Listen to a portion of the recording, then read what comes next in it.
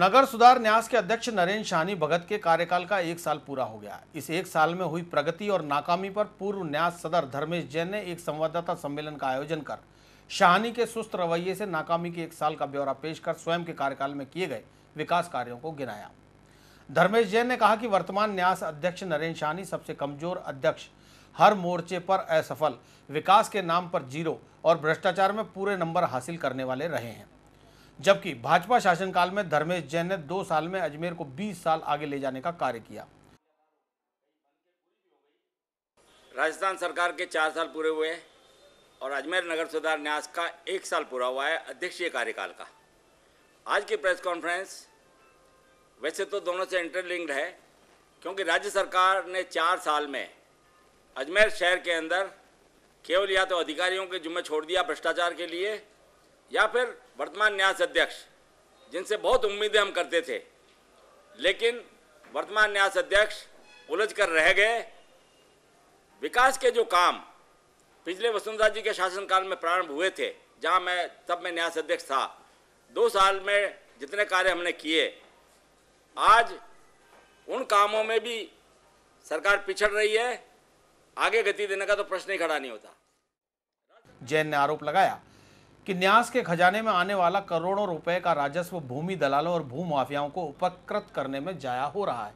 उन्होंने पत्रकारों को अपने अध्यक्षीय कार्यकाल में किए गए तमाम विकास कार्यों का फोल्डर भी जारी किया। इस अवसर पर भाजपा शहर वरिष्ठ उपाध्यक्ष अरविंद यादव, प्रदेश महिला मंत्री डॉक्टर कमला गोखरू सहित कई पत्रकार मौजूद थे।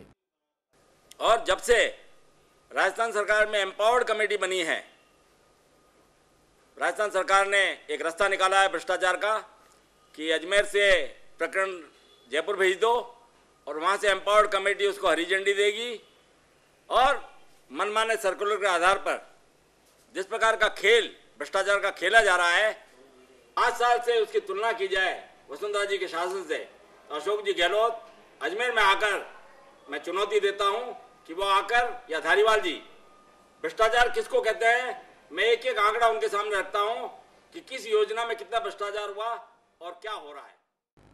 वहीं नगर सुधार न्यास सदर नरेंद्र शाहनी भगत ने अपने 1 साल का कार्यकाल पूरे होने की खुशी में पत्रकारों को अपने दफ्तर में बुलाकर जो ढिंढोरा पीटा वो भी सुन लीजिए। और पत्रकार वार्ता के बाद न्यास में लगे शिविर में 15 आवंटियों को पट्टे भी वितरित किए।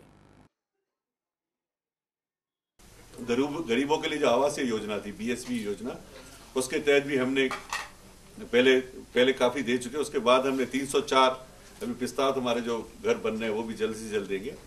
साथ में जो अफोर्डेबल हाउसिंग स्कीम है हमारे लोकप्रिय मुख्यमंत्री की, उसके तहत हम 520 आवास बना रहे हैं, जिसके लिए हमको करीब 2000 आवेदन प्राप्त हुए हैं, और उसके लिए हम जल्द से जल्द लॉटरी जो है निकाल देंगे ताकि 520 हो जाए।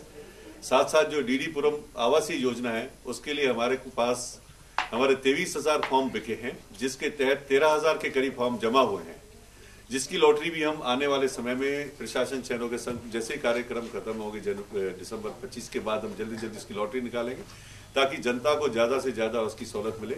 और सेकंड फेज जो हमारा है, जिसके तहत जो लैंड फॉर लैंड के डीडी पुरम के जो प्रकरण है, उसका भी राज्य सरकार से निस्तारण हो चुका है, और जल्द से जल्द उसका भी हम लैंड फॉर लैंड करके जो दूसरा फेज है, सेकेंड फेज, हम उसके लिए भी जल्दी से जल्दी एक स्कीम लागू करेंगे। मैं आपको एक और बात बताना चाह रहा हूं कि जैसे कि आप जानते हैं कि बहुत सालों से पृथ्वीराज नगर योजना लंबित थी, जिसके लिए लैंड फॉर लैंड के प्रकरण राज्य सरकार को भेजे हुए थे। साथ साथ शहर में और भी जैसे कोटड़ा स्कीम है, हरिभाऊ स्कीम है, पंचशील की है, काफी लोग परेशान थे जिनके प्रकरण का निस्तारण नहीं हो पा रहा था।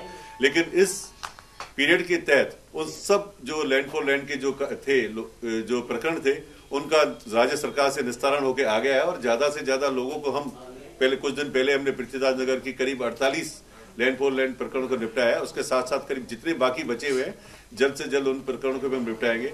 ये बहुत बड़ी एक अजमेर वासियों की सहूलत है कि इतने सालों से पुराने जो लिंबित जो थे प्रकरण, उनका निपटारा हुआ है। ये बहुत बड़ी बात है अजमेर शहरवासियों के लिए और खुशी की बात है।